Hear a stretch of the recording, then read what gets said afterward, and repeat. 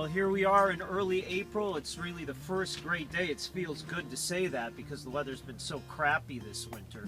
But we're shipping stuff real well. Mike, let me tell you, it was a bad winter and it was really cold. How did you sleep at night? Well, there were certain nights where it was restless sleep. And not only for the plants in the landscape, for our plants out here in the nursery too. We have some plants that we need to take extra care of in order to get through the winter.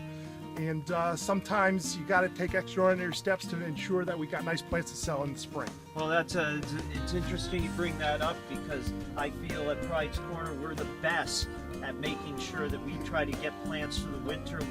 We put a lot of labor into it. Mike, why don't you show us what you put a lot of labor into? Sure. First, let's talk about the most important part of protecting our plants.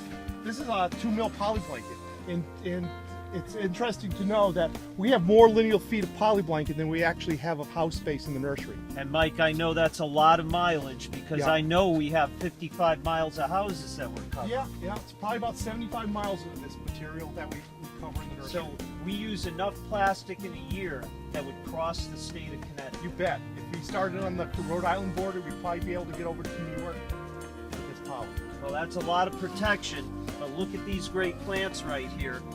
These hollies are particularly susceptible to root temperature damage, and this poly blanket keeps the temperature up to 25% warmer under that poly blanket than if they were exposed. And we keep that root temperature up, and we're headed to the loading dock right now because we're going to show you what Mike's invention here, and this truly is Mike's deal here, what this has done for our product coming out to you this spring. Well, we talked about that poly blanket, and look at some of these plants and how they look coming out. This is Pyrus Flowers Beauty right there.